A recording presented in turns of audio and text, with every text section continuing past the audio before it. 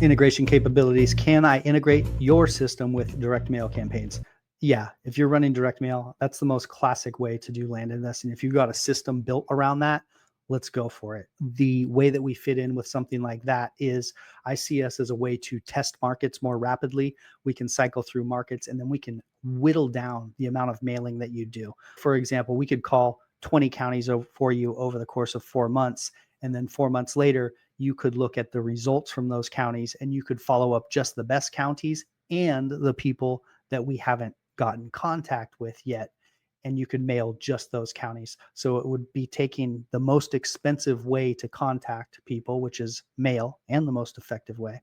Uh, and you'd be cutting that data that you'd be mailing down by, let's say, 50%, because you'd be eliminating some markets completely. And then some people we will have gotten a hold of for you.